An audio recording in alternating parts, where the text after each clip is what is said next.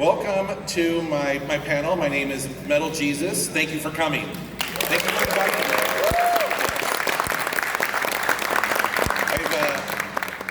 This expo, you know, I go to a lot of expos, and this is the one that people have been asking me to come for so long. And it's only because I live so damn far away, right? I live in Seattle, and so it's a commitment to come here with the time zones and the travel, but I'm so glad to be here. And today I'm going to give you some of my tips and tricks for collecting video games. And this is a 10 things that Reggie and I have kind of built up over the years for collecting video games and kind of what our knowledge is, and I'm going to give it to you guys here. A little bit about me. My name is Jason, and I run a YouTube channel called MetalJesusRocks on YouTube. And I got my start professionally working for a video game company called Sierra Online back in the 1990s. And they moved their corporate headquarters from California up to Seattle. And they hired me. I was like one of the first 3 or 5 people that they hired out of the newspaper. And I worked there for most of the 90s. You know, they released classic games. We released classic games at that time. You know, Phantasmagoria, Gabriel Knight 1 and 2, and 3 maybe at that time. King's Quest 5, 6, 7 came out during then, and then a bunch of other games like strategy games, Caesar, like, you know, turn-based tactical games and all that sort of stuff. We were at the time the largest publisher of video games in the world. We were bigger than EA at the time. And it was a great place to work. It was really fun. And then just a little bit after that, I went and got a certification in audio production, and I worked at a recording studio, and then I worked at a real estate company, and then I did YouTube. And I've been doing YouTube full time for the past 10 years. And to give you an idea about me, in my house, I have 1,000 square feet dedicated to just a game room. And we bought that house specifically for that. So I have about 8,000 physical games. And the unique part of my collection is my big box PC game collection. A lot of people have Nintendo games or PlayStation games, and I have those certainly, but when people come over, they're most impressed with all the big box PC games that they just don't see anymore. And I'm talking about everything from the Commodore 64 to the Amiga to the Atari ST, MS-DOS, Windows 95, 98. I've got a working Windows 98 machine and a Windows XP machine that's never been on the internet. So you can walk up in my game room, put in the real disc, and play the real game as designed with a Sound Blaster card, right? So it's kind of one of my passions for sure. And I was thinking about this panel yesterday and how it's kind of timely, because what is everyone talking about right now but Grand Theft Auto 6, the biggest game to come out in a long time, and they announced that, at least initially, there is going to be no physical version of that game to collect, right? It's going to be a code in a box. And I was thinking about this, how doing a panel on tips and tricks for collecting video games, what does that mean to, you know, in today? So it's cool being in an expo like this because you guys are into collecting physical media. And I think for me and I'm probably the same with you, is that we look at video games as something that we want to own. If we're gonna pay 80 or 100 bucks or whatever it is, you know, we wanna own it because we love it, right? Just kind of like why vinyl has come back. I collect vinyl as well. And also, we love video games because it's art, and it's created often by artists, and I think it's worth preserving for sure. And so, hopefully, this video or this panel will kind of give you some tips and tricks for buying some of the games that you love, that you want to preserve, that you want to own, right? And so, the first thing I want to mention, and by the way, I'm going to do this probably for half of it, and then I'm going to take questions. So if you guys have questions about this or YouTube or music or whatever, you can feel free to ask me. So the first thing it's really important to know or think about, especially when you're collecting video games, is just know your budget. As you guys walk around here on the floor, you can easily blow a budget, right? It's like, I mean, we're all shocked sometimes at the price of games, and it's just important, it seems obvious, but just to kind of, before you come and look at stuff, to know what you're willing to pay. I've walked away from games that I've really wanted, but if it's not in my budget, I will not break that budget. You know what I mean? It's not worth it to me. And it's just one of those important things to think about. The other thing too, and I had somebody ask me this, they're like, well, do you consider video games to be an investment? Which I thought was kind of interesting because my answer was, not really, you know? So my recommendation is, don't buy video games as an investment. I mean, to be honest, as the old guy, invest in your 401k first. Get that out of the way. I wish I would have did that a long time ago. Get that out of the way first. You know, maybe invest in real estate, own your own house or something. You know, something that you potentially appreciate. You know, that is somewhat predictable, and then you can have fun collecting your childhood. You know what I mean? And so that would be my recommendation as kind of the older gentleman, is to, you know, invest in your 401k. Like I said, I wish I would have told my younger self that for sure. The other thing is that just collect what you love and what you're passionate about. It's funny because some people will come up to me and they'll be like, you know, what should I collect? And my answer is, man, there's 40 years worth of video games. It's like asking me, what music should I buy? I don't know, whatever you're into, right? And so, but some people kind of want to, you know, I can give you suggestions that I think are kind of fun to collect for, but you'll have a much better time if you just collect what you're passionate about. Getting those things that maybe you couldn't get when you were a kid, you know what I mean? I know that was certainly me for a while. What I'm currently passionate about is trying to get a complete PSP collection. I know, right? It's great because most people aren't. And so, you know, I don't compete with a lot of people. But also the reason why I do that is because at the time Sony, I was really in with Sony for a while, and they sent me a PSP day one and every single game that was released for it. And at the time I thought the PSP was just so amazing. It was like this little PlayStation 2 in the palm of your hand, you know, it was amazing, and the UMDs and stuff like that. So I was like, man, there's not a lot of people out there that have a complete PSP collection, so I'm gonna be that guy. And I'm one game away, and it's driving me nuts. And I've been looking for it for 2 years, and I went around to every vendor here, showing them a photo of it, going, do you have this game? I will kiss you on the lips if you have this game. I'm not kidding, free kiss. So nobody's had it so far, but it's a passion though. You know what I mean? I'm passionate about doing it. I want to be the one who does it. Which kind of goes with my next thing, is that I say this, if everyone's going one direction, go the other direction.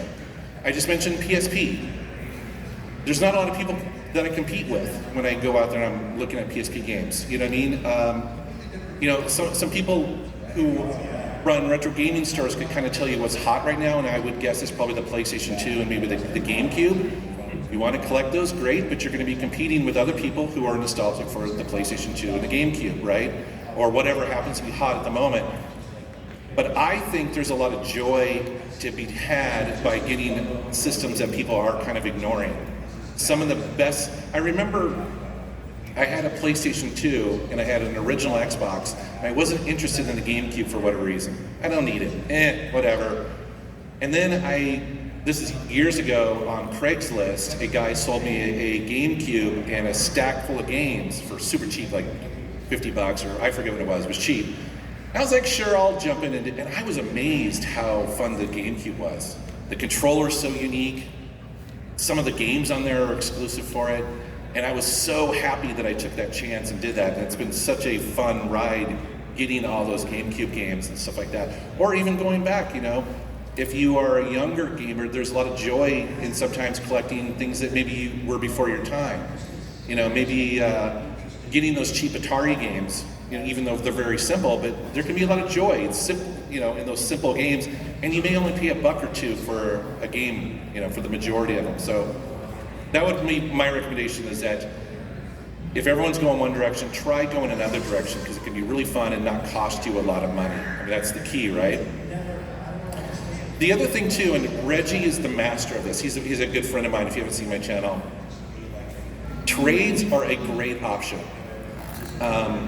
He trades all the time, and I'm actually kind of impressed by him. You know, most of the people out here on the floor are vendors that have stores or they sell online. And most of them are more than happy to take a trade from you because they really want inventory, right? When a friend of mine, Kelsey, has a bunch of stores in the Seattle area called Pink Gorilla. When she goes to Portland Retro Gaming Expo, she doesn't have a big booth there. She doesn't care about selling stuff. She's there for trades. She wants every copy of Mario, Pokemon, whatever. Bring it to her booth. She's going to give you the maximum amount that she can, you know, for her store. She's looking to build her inventory. The trades can be great if you have a game sitting around in your game room that you're not playing anymore, or maybe you don't like it that much. Bring it here. They may need it for their store, you know, and they may give you a great trade-in value and may not cost you very much. So trades is definitely the thing. Reggie does this all the time. He's a master at it. The other thing to know about video games is that some of the most expensive games are terrible and they sold poorly, okay? And so some people get really caught up in it. To give you an example, I'm going for a PSP collection, right? And the most difficult ones to get at the very end, in this case it's not terrible, but they sold poorly, is Pro Evolution Soccer 2013 and 2014. Brutal to get. I'm gonna say it's a Barbie game that took me like a year to get. That again, just nobody really cared to buy on the PSP. The one game I'm missing is a double pack. So Sega released a bunch of little double packs. They would pack 2 games into one, and it technically was released, even though I own the games individually. But if I want to say I have a complete collection, I need that double pack, and nobody bought it. I've had a search up on eBay for years with 0 hits. So it's out there because I've seen it sell on Mercari once. So. But just be aware that if you're going to go down that route, you're going to be kind of building out a collection that, honestly, some of the more difficult games to find and the more expensive ones are going to be the ones that you may not even want to play. You're just going to want to have either for a collection or whatever. The other thing too is to know that nobody can own everything. Don't get obsessed trying to own everything. And this is a lesson I learned fairly early because I grew up with the Commodore 64, and so I thought, maybe we'll go for a complete Commodore 64 collection. There are 10,000 Commodore 64 games. And when I saw that, I was like, yeah, that's not gonna happen. I don't think anyone has a complete Commodore collection. It's insane because, anyone could make them for that and publish them in little baggies that hung up at, software, etc.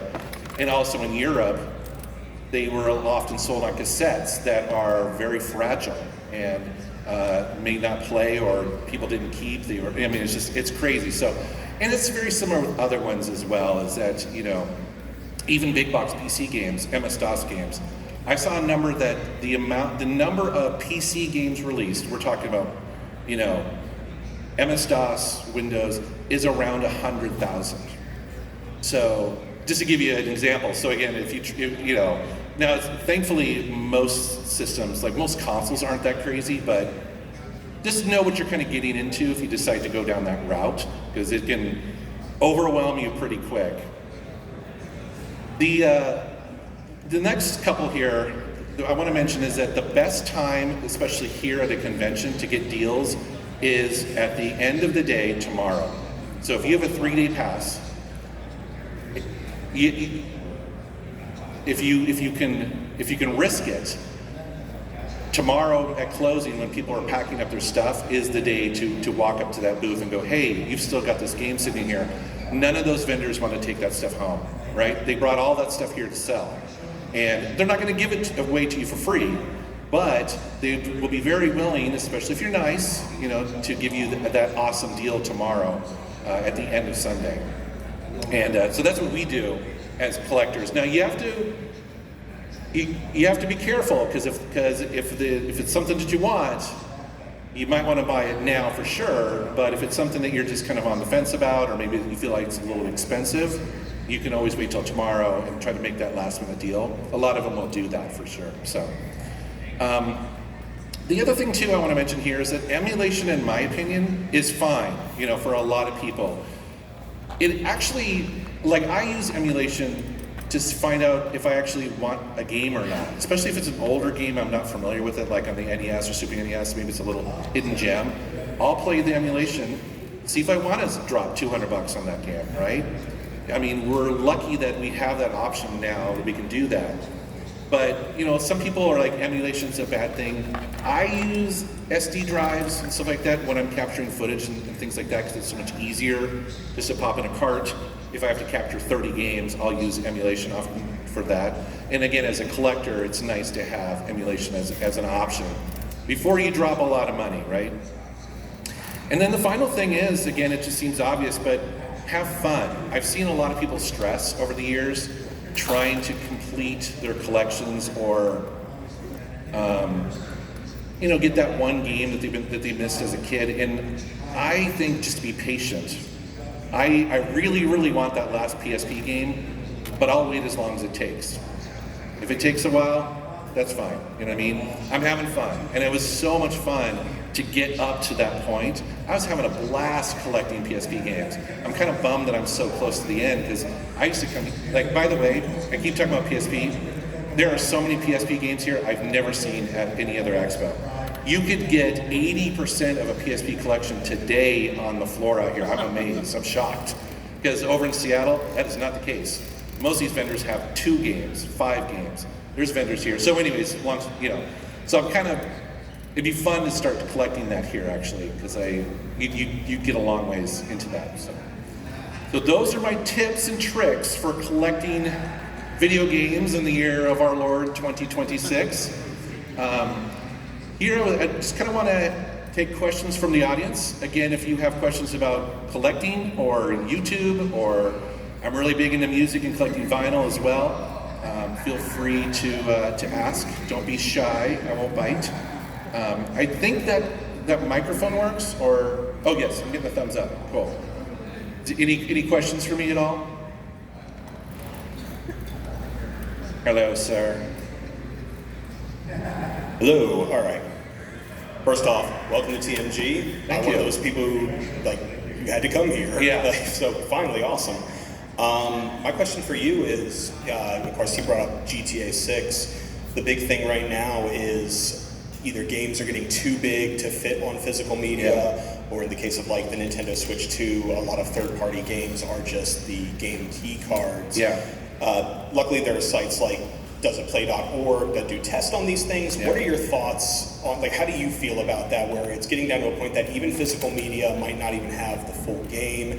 Do you still collect those just because they're still physical in a way, or what's your take on that? Yeah, this is a complicated one as well, because again, at the end of the day, I want these things preserved, right? The games that I love, I want preserved forever. Absolutely. Just like music. It's the same thing with music. When an album comes out, or when a band puts in a new album, I want that album on vinyl, so I can play it for the next 100 years, right? Or it could be archived forever. However, it's complicated with video games because the technology changes so quickly, right? The thing about the Switch 2, I've kind of made peace with a little bit, because there's a problem with the Switch 2. And that is that those game key cards run at half speed of the internal storage. Oh, okay. That's the problem. So that's the reason why when games come out and they run on the Switch 2 cartridge and they have pop-in and stuff like that, it's because they haven't optimized to run at a slower speed. Now people always make the argument, well, Cyberpunk 2077 runs off the card, that's huge. Yes, because they've made it for the Xbox One and a physical hard drive. Yeah. Now, there's tricks you can do when you can optimize it, and you can kind of look all that up. Needless to say, when you buy a PS5 game, what does it do? It installs the hard drive. Why does it do that? Because Blu-rays are slow. Nintendo should allow developers to copy the game key cards over to the internal storage.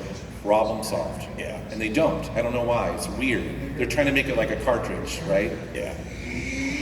All that said, I do have a couple key cards. The thing I do like about those is that you can resell them. Yeah. And that's the thing. And so, for instance, in the game stores in our area, there's lots of them, and they're cheap, and they work, and they're game key cards. So that is the only benefit I see for that, and I appreciate it. The other thing I would say is, I have a lot of big box PC games that the floppy disks don't work anymore. They die, right? Or disk rot or whatever. But I still find them valuable because the boxes are so cool, the manuals are so cool, they have physical maps in them. And so while the game is archived somewhere on the internet, on some pirate site or whatever, you know, or GOG.com, I do feel like there's value in, so for instance, GTA 6, that probably will come with a map, like they always have. Right. Big old map, you know. It'll probably come with stickers or something like that. So, you know, maybe a little something like there. What I'm probably going to do, I was thinking about this, is I will probably buy it twice because I really want to play it day one. Same, yeah. It's so annoying. So I'll buy it probably digital, you know, annoyingly, and then I'll probably later on have a physical version of it. So does that answer your question? No, yeah. And one last thing, Yeah. I'm also a huge PSP mark, so I got to ask, what is your favorite or most played PSP game? Ooh, well that's easy. I mean, so many good racing games came out on the PSP. Some of the best came out on the PSP. So Outrun 2006 is so good. MotorStorm is so good on there. The Burnout, the two Burnout, the three Burnout games are really good on there. You know, that was the thing with the PSP is that it was competing with the DS at the time, and the DS didn't do that racing games very well. Yeah. And the PSP comes along because I love racing games. I'm like, oh my gosh, they're just like the PlayStation 2, you know. So a lot of those, but also JRPGs. The PSP was my daily for a long time. So yeah. Thanks to you, I discovered what Platypus was, so thank you for that. Oh yeah, Platypus is a really fun shooter. Yeah. Yeah, good claymation. Love it, yeah. And they're doing a remaster as well. Yeah, I got that digitally. Okay, So, cool. Thank you. Yeah, sure. Hi. I talked to you yesterday. I'm also a PSP collector. And Competition. Yeah. Oh, that's right. Yeah, I remember I Yeah, showed yeah. you the game. I was like, Yeah. don't you find it, or if you do, I'll buy it I off you. will. But I talked to you about World Tour Soccer and Pro Evolution Soccer. I want to know how did you find those copies? Yeah. Mercari. Mercari? Wow. Yeah, and to be honest, I didn't even know what that was. And then someone sent me a link, and they're like, hey, I know you're looking for, the last couple. And that was it, actually. And so, although, again, it was tough because I got, the one challenge I run into is that a lot of times my username is MetalJesusRocks. And they'll have it for sale, and then they'll see, oh, MetalJesusRocks, wait, he's like this rich YouTuber. I'm not. But yeah, so that happened on Mercari with the very first time with Pro Evolution Soccer that I made an offer, and then they changed it on me, and then they tried to triple the price or quadruple it. It's like, oh my God. So I told them, no, sorry, I'm not going to do that. Thank you, but I don't need it that bad. I'll wait. And so I did, and eventually I did get Pro Evolution Soccer 13 and 14. Yeah, and then FIFA 14 is also a hard one to get. Yeah, a lot of sports thankfully there titles. was a seller on eBay who you probably got them from. He was selling them sealed in bulk. So, but yeah, thank you. Yeah, for sure. Good luck. You're going for a complete collection too, right? I'm going for like mostly complete. I don't know if Yeah. I'll get the Sega double packs and everything, but just like the Yeah. main games and Yeah, whatnot, for sure. ESRB. Yeah. Okay, cool. Hello? Wouldn't you know it, the third person in line has yet another question concerning the PlayStation Portable. Wow, all Specifically concerning UMD videos. Any Yeah. collecting tips you may have, and how legitimate do you consider them as part of a cohesive Yeah. complete PSP collection? Dude, it's funny you mentioned that because a lot of people go, oh, are you going to go for UMD movies? I'm like, hell no! Because you know why? I believe, and you can correct me, there's like 3,000 of them, right? Around there. yeah. Around there. And a lot of them are Japanese, how I should say, Eroge? is that the I word? mean, Is that the word we're looking games, for? right, We're movies that are Films, not, right, they're yeah, not yeah. for children. Yes. Yeah, so there's a bunch of those as well. Although, so to answer your question, and they've been going up in price too, have you noticed Yeah. that? Yes. They used to be $1 or $5, Yes. and now they're Yes. 15, 20. And it earnestly depends too. Are you going to pick up Kill Bill Volume 1 and 2, or are you picking up Grandma's Boy, right? Yeah, The for wide spread up, because Columbia was just putting everything in the way of their total filmography because Sony, right? You know what's interesting about UMD collecting is that a lot of the more collectible ones are the live concerts. Yes. Because, so for instance, if you don't know, Green Day, Metallica, Judas Priest, Marilyn Manson, they all put out live concerts on UMD. Now, why would they be collectible? Because you can't watch them on YouTube. Because every time someone uploads them to YouTube, they get copyright claimed. So it's one of the few areas where you can actually buy those, all other than DVD, if you can find those, which are also expensive. So the music, the UMDs are collectible and expensive. And so I do have a bunch of those as well. But thankfully I bought them years ago. I've started looking at UMDs because I think it's kind of fun. I have a PSP set up to my television.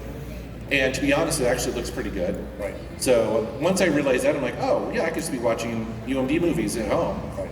And they look pretty good. Tertiary question, now that you bring that up. Do you have the PSP Go dock that allowed you to play off I do. television? Okay. Yeah, so I did a video years ago. My buddy John Riggs was like, hey, do you know that the PSP can be a Switch? I was like, what? He's like, yeah, it can be just like the Switch. It has a dock. You can do you can do Bluetooth, and all this. I was like, what? Yeah. I had no idea. So I went down that rabbit hole, and I got that. It's pretty cool. Yes, thank you very much for all your PSP recommendations too. Coded Arms and Coded Arms Contagion are I know, the two right? I recommend. Exclusive, right? First person can work on PSP, it's just a matter of control scheme. Thank you very much. Sure. Hello. Hi, not a PSP question. Okay. All right. So my question, thank you. It's about like game save data for like the modern consoles. Like a lot of them, like PS5 and Switch 2, like they don't let you, back up or save, like copy or save to like external. Is that devices. true? Do you have to have a Plus? I believe so. Like Okay. I think for Switch 1 and 2 and PS5 specifically, Right. PS5 games, like you need the. I was wondering if you had like any thoughts or opinions about that. If that like was ever a concern for you, if it ever came up. Yeah, it's funny. Yeah, when I got the Switch 2, I wanted, all my Switch 1 games over to it plus the saves, right? And I believe I did have to sign up for a month of Nintendo Online to do that. I don't have a lot of subscriptions, to be honest with you, because I just don't use them. You know what I mean? I used to have Game Pass for a long time, and I played the Indiana Jones game on it, which was great. But then I didn't play anything, and I was like, wait, I'm paying like $12 a month or whatever for how many years, and I only played one game. I could have just bought it. You know what I mean? So to answer your question, that's annoying for sure. And it's completely unnecessary. I mean, they should allow you to use it, external USB. Why not?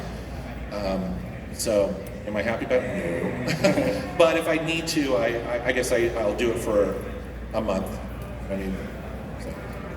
Thank you. Yeah, sure.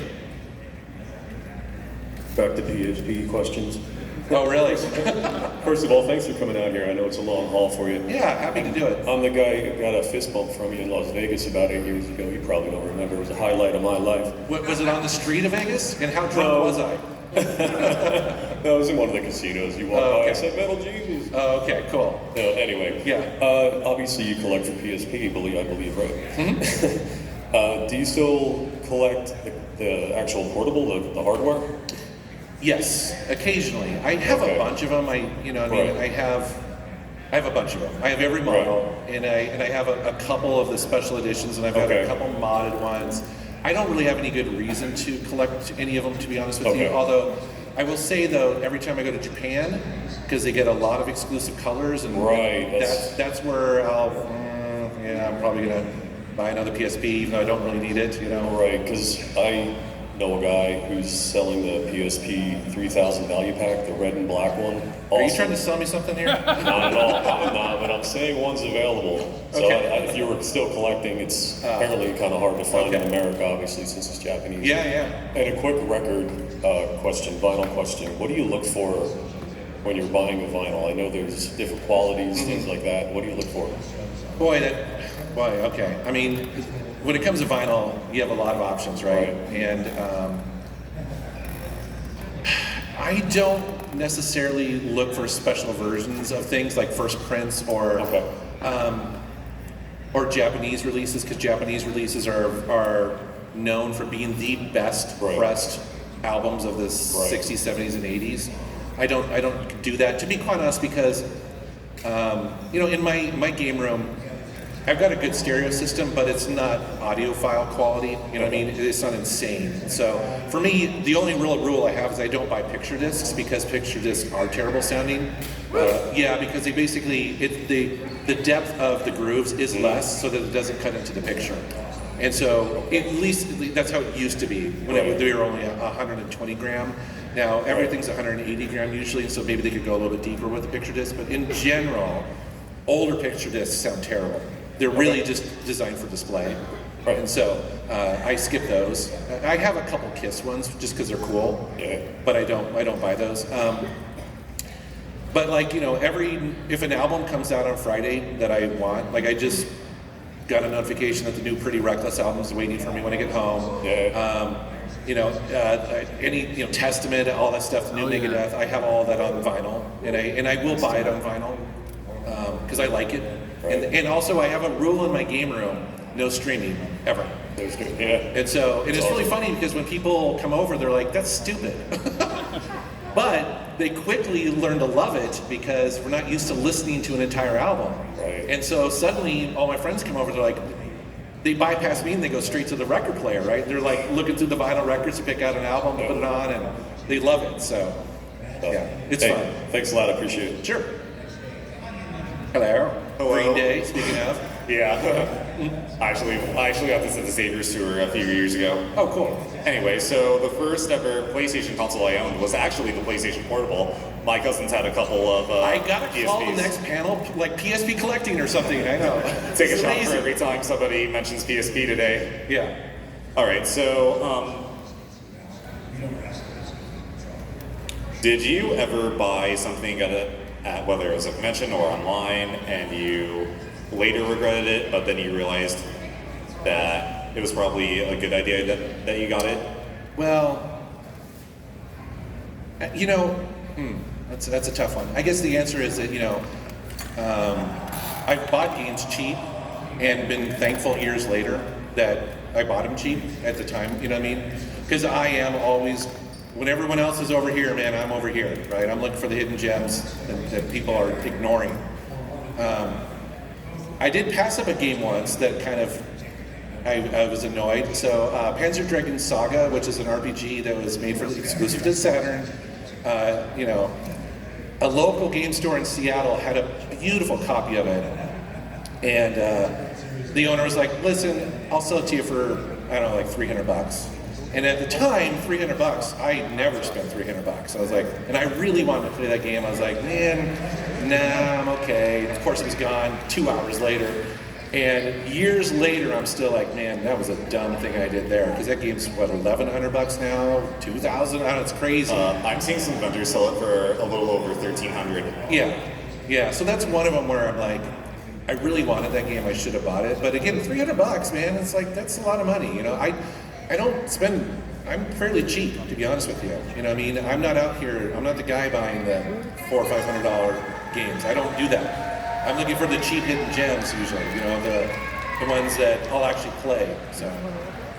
All right, and another question about the PSP. Do you feel like some people would buy the PSP just for one game? For example, when I bought it, aside from the fact my cousins had one, or a couple since I had a lot of cousins.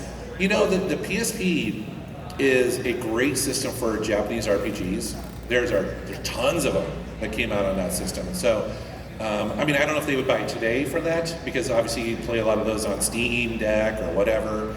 But back in the day, man, it's like there was a ton of great Japanese RPGs that came out on that system, and they were awesome. And some of them were exclusive, and you know, so that would be my thing. And again, racing games. The PSP actually played almost everything. There's puzzle games on there, shooters. There's platforming games. You know, there was some exclusives like the Jack and Daxter and the Ratchet and Clank games were exclusive for years on there. Sony really supported it pretty well, I thought. You know, it was a great system. Sure. All right, I think that's all I have. Thank you, Metal Jesus. Thank you. Hello, sir. Nice shirt. Thank you. I'm going to switch over to music. Okay. When was the last time Test Turbo ever played a show? Wow. Okay, so Test Turbo is my band. Yeah. We played the last time in 2019, unfortunately. So Yeah, unfortunately, our bass player just has health problems, and so she wasn't able to continue on, and so she had several years of dealing with that, basically MS, and so she's better now, thankfully. She's on medication and stuff, but that really took her out of playing bass and stuff, and so. And then also, sitting around during the pandemic, at least in Seattle, you really couldn't play for a couple of years, and so we miss it. I dream of playing on stage again, actually, every once in a while, so it'd be fun, for sure.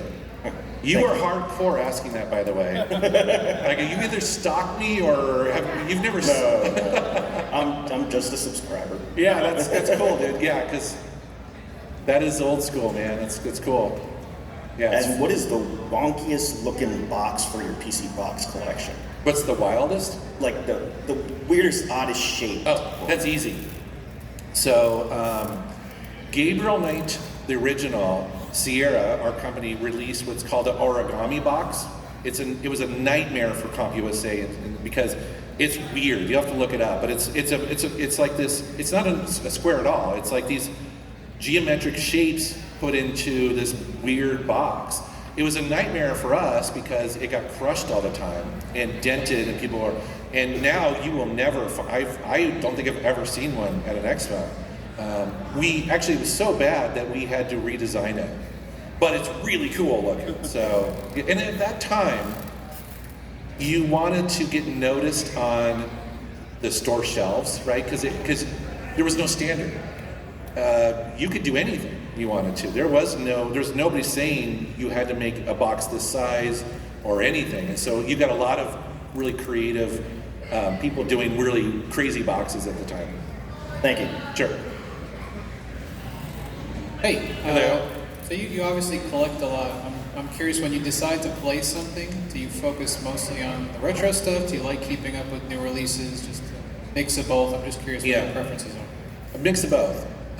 In the last month, I decided I'm going to sit down and play and finish some games that I've been wanting to, just because so many came out. So my wife and I played and beat the new Lego Batman game, which was really fun. Sitting on the couch, co-op, old school, that was really fun. I just finished the new 007 First Light. Okay, yeah, me too. I was really excited for that game. I'm a huge James Bond fan. And that was really fun. Forza Horizon 6. I'm like 60 hours in that game and cruising around Japan. I just picked up the new Sky Fox on Switch 2. So to answer your question, I do make a point of trying to keep up. I very much like new games as well. Obviously looking forward to Grand Theft Auto 6 and a bunch of other games too. But my YouTube channel brings me back to playing a lot of retro games. So for instance, just on Friday, what's today? Saturday? Yesterday. I played a bunch of plug and plays.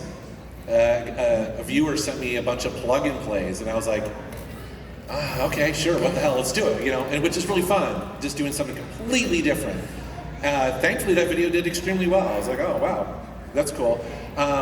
So my YouTube channel does have me bouncing around. Also, the pickups videos that Reggie and I do, we capture all the footage.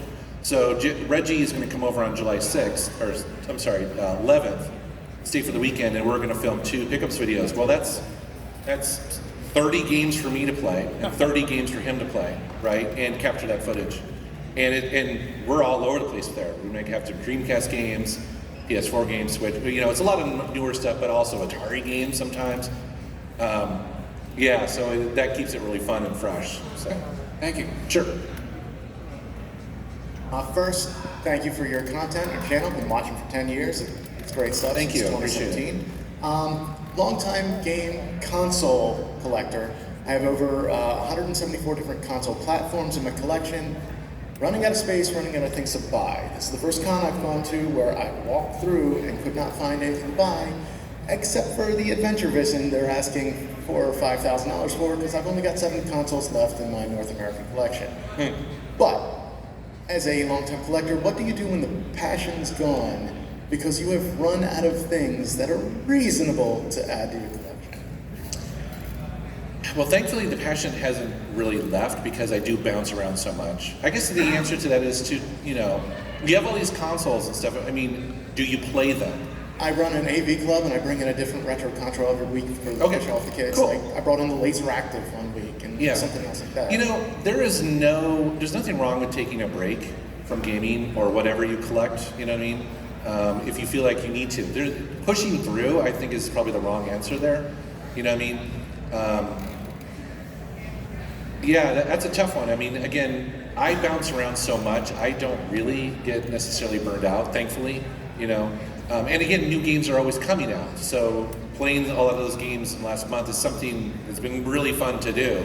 And I really look forward to it. And that kind of keeps that spark going. You know, I like the technology as well. So when I play the new James Bond 007, I love looking at the environments are incredible. You know what I mean? And the technology. There's a scene in a club that the lighting and the amount of characters in there was just absolutely insane. So new games does give that to me. But then I could very easily go back to a plug-and-play or Commodore or ColecoVision or whatever and enjoy those and go, oh yeah, one-button gaming, right? Yeah. So. Well, thank you. Yeah. Good luck. Nice to meet you again. It's probably been about 4 years since you were in Hartford, Connecticut. I think we met up. Yeah, that was a fun one. Yeah, I love that one. Yeah. My question is, out of all the modern consoles now, you know, with all the price increases and everything, what have you gravitated towards like the most in like terms of value and everything? Yeah, you know, the system I play the most probably is the PS5 Pro. And it's only because as every game comes out on that, to be quite honest, between the PS5 Pro and the Xbox Series X, the performance is nearly identical. You know, I actually kind of prefer achievements a little bit. I just kind of like the fact that there's I don't know how it's done, but you know what I mean? But also the Switch is actually really good too. So I brought the Switch with me. The one thing I don't spend a lot of time is PC gaming, unfortunately. Just because that can be expensive and also, the barrier to entry, I know for a lot of people these days is pretty high. But in terms of like once you're in, I feel like Steam or all these other third-party sites are just they have great deals. I don't want a big tower PC in my game room. That's basically it. Is I just my game room is really. It's meant to be sitting in a comfortable chair, leaning back with a controller, and I don't want to have a keyboard and mouse and all that stuff. And so I was looking forward to, be quite honest, the Steam machine. Yeah. Until I saw the price, and I was like, and also Digital Foundry did a hardware comparison on the performance, and it's basically so similar to the PS5 Pro. Why would you buy it? So. Yeah, it's kind of unfortunate because I like the Steam Deck's great, but anyways, that doesn't answer your question. Yeah, well, I know some people. If you ever use like big picture mode, I know PC gaming, like you can just hook up an HDMI to your TV. Yeah. It's practically like the same thing as a console experience. But again, I don't want a tower sitting in my game room, right? True. It's fairly compact, and where everything is. I just don't have to deal with all that. You know what I mean? So. And again, that's why the Steam machine was going to be an attractive, if it was cheaper or more powerful. Yeah.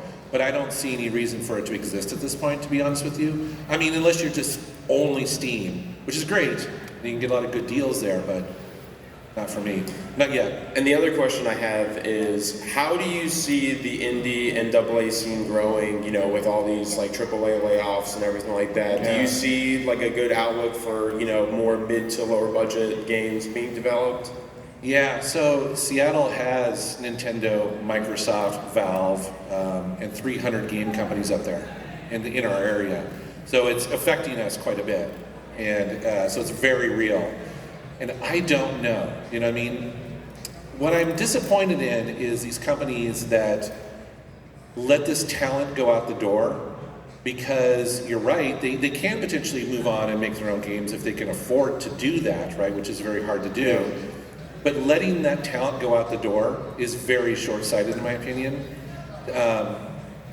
They may find other jobs, they may create their own companies. To be honest, I don't know. I mean, they could go on and make great, like Bungie is a great example. Yeah. There's a lot of Sierra employees that worked at Bungie, actually. I know several of them.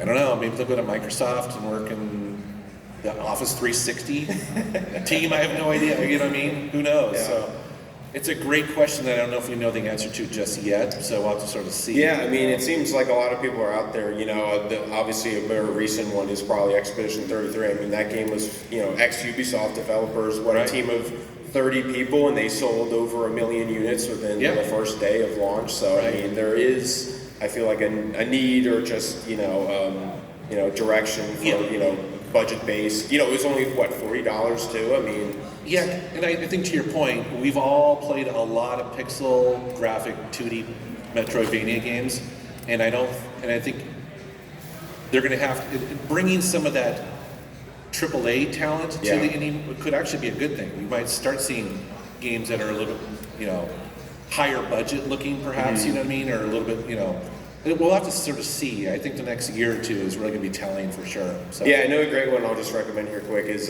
Evil West. Have you ever checked out that game? I've been recommended to check it out. I think it's a great AA game that's like feels AAA, but the budget's probably around 100 or 150 million, which obviously isn't cheap, but it's better than the 300 million they probably spent on like Spider-Man 2 or 400 million that was spent on like. Isn't that crazy? That's insane.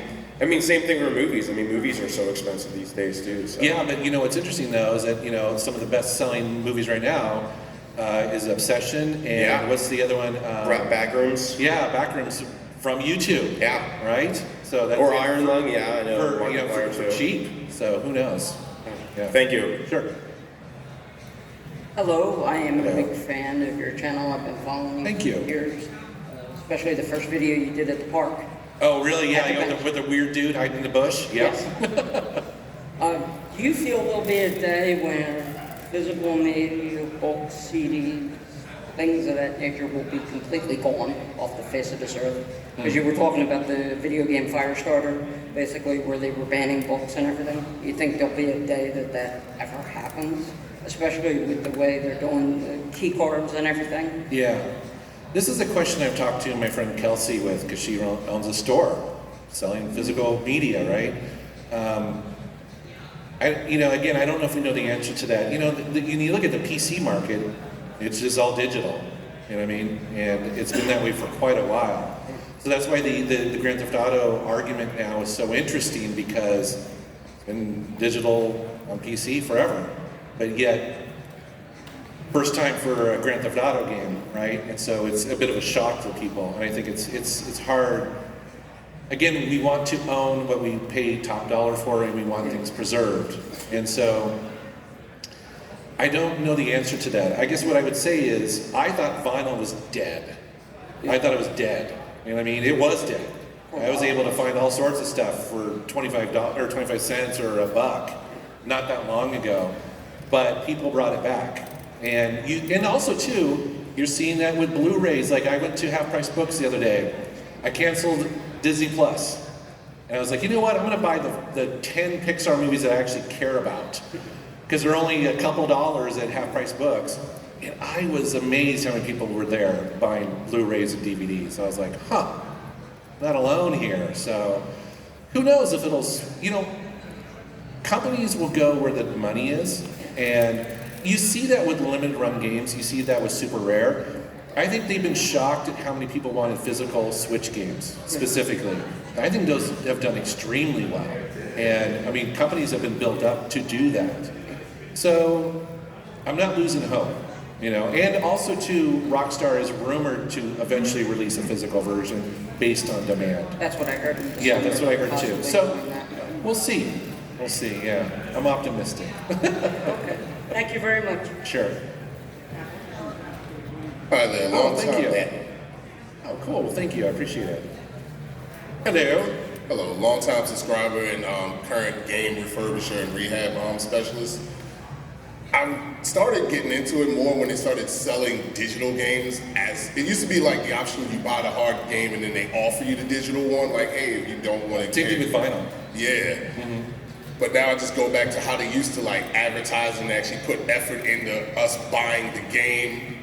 Like if you want this game, you get the system, but they put more effort into the game as well. Like, for example, I bought a DVD collection for Samurai Deep and Kill, I didn't even know they had a Game Boy Advance game. It came with the DVD. Oh, I've heard of that. Yeah, that's right. On the DVD, huh? No, it was like separate. Like the Game Boy Advance game was in a box in the DVD box. Oh, really? Interesting. Yeah, I was caught off guard, but I just went for just that, and that's how I got into just going in and finding more collector's items or items where they actually produced or they had collaborations with. Like when Nerf dropped a couple games on the Wii, it would actually come with a Nerf pistol that you can use on the game as well. You just put your Wii mode in. Yeah, I do remember that, yeah. But now it's like gaming doesn't even advertise like the games as much as they advertise the system to get us to buy the system over the games itself. Because like the game could be anywhere, you could just get it whatever. But if you buy this device, you could just do whatever.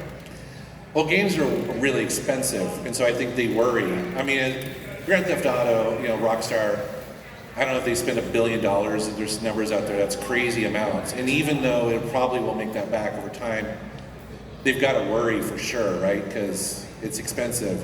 And I'm not sure what the answer to your question would be, because other than the games are so expensive, they have to look for angles to try to make it back, you know what I mean? Yeah. The money back. I mean, some games have been extreme successes, like Cyberpunk. Remember when that came out? People didn't want to touch it with a 10-foot pole. And they were nervous about the release date for that game. Yeah. But thankfully they put the work in, and now it's a great game. You know what I mean? Now it's fantastic. I played it 3 times or something like that. It's amazing. The Witcher 3 continues to sell tens of millions of copies, right? So I don't know what the answer to that is. I mean, I have all 3 consoles, so I'm covered with that. Because I did see that Sony was definitely trying to push, our game's going to be a little bit better on the PS5 because we've got the little talkie things built in the remote. I don't care. You know what I mean? I find it funny that developers are trying to hang their hat on real-time ray tracing, because I don't know if I care that much if it's real-time or not. You know what I mean? It's almost like the last mile that they're trying to advertise is like, this is going to be so real. It's going to be amazing. You're like, the lighting was fine for decades. I don't know what the big deal is. Like when they were releasing the Xbox Ones and they released another one, this is now 4K. Yeah. But your TV isn't. Right. Well, you notice that they stopped pushing 8K, right? Because nobody's going to go buy an 8K television because you don't need it. Nobody's sitting that far back in your living room. 4K is fine. Phantom Pixel.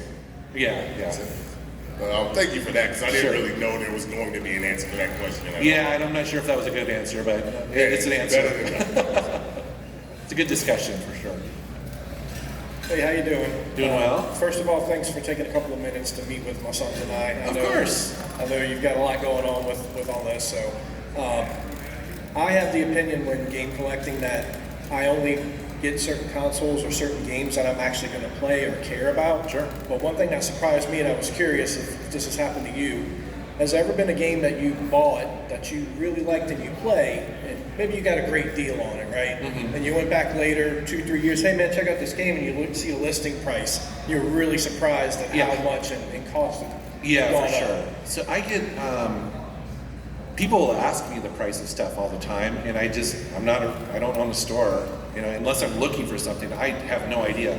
Like for instance, recently, I Am 8-Bit, I think, is going to be re-releasing Sonic the Hedgehog for $100, and people are like, bro, that's like a $30 game, right? And I had no idea. I got mine so long ago. I was like, maybe this is worth $100. I have no idea. Right. Some games are, right? Yeah. It's hard to tell. Yeah. I am surprised when I look at PS2 games, especially. I've been collecting PS2 since the beginning.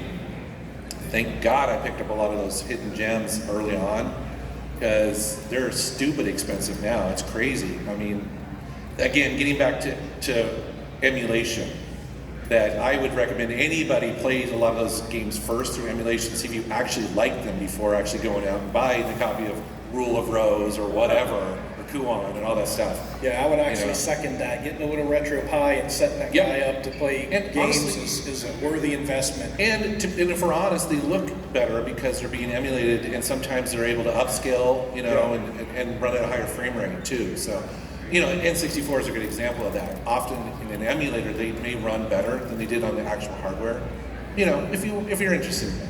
Okay. not to drag up the PSP again with this crowd here, but I asked a question about that because the game for me that I was really surprised, I got into PSP when it was kind of nearing the end of its life cycle. Like I picked one up in like 2011, bought a new one, and GameStop was trying to clear out their inventory. So I picked up a lot of really great games for really cheap prices, and I was really surprised at how much the price of Metal Gear Solid Acid 2 has gone up over the years. I know, right? Yeah, well, again, it's exclusive to the PSP. I don't think it came out on anything. And it's such a weird Metal Gear Solid turn-based tactical game, right?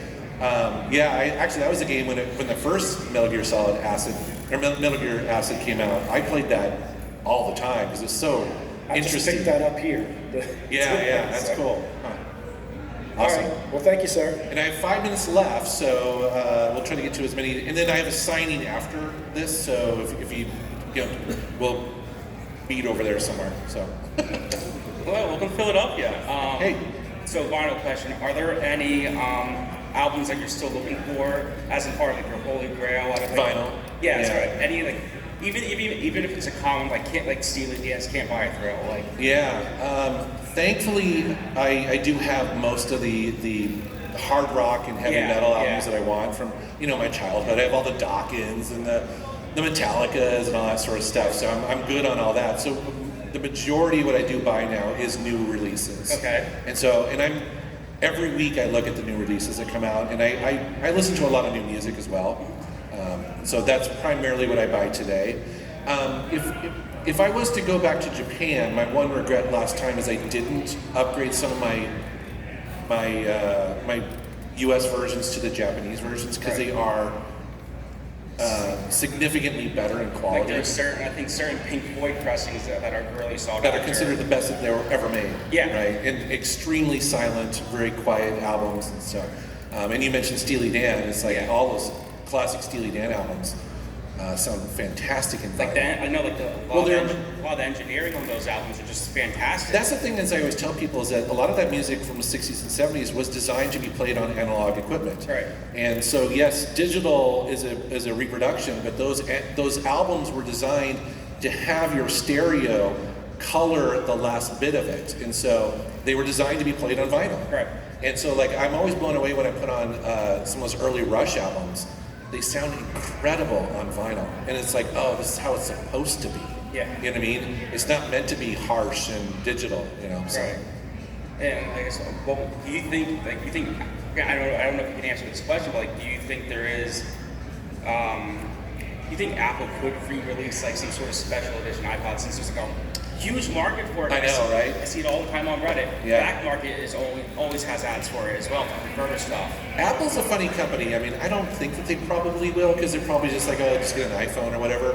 I know, but there is demand for iPods, and the cost of iPods has been rising for years. I got burned on an iPod Classic U2 edition off eBay. It doesn't work anymore, and it's like, oh.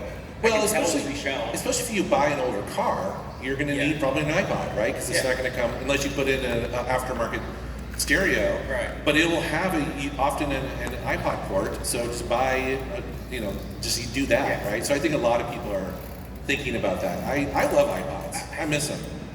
Yeah, I got burned on. I got burned on a U2 edition one. I think we have 3 more minutes. So, never mind. I'm sorry. I'm getting time's up here. Okay. No worries. That's okay. Yeah, so I'm going to be doing the signing after this, and then. But anyways, I want to thank everyone for coming. Thank you for inviting me here.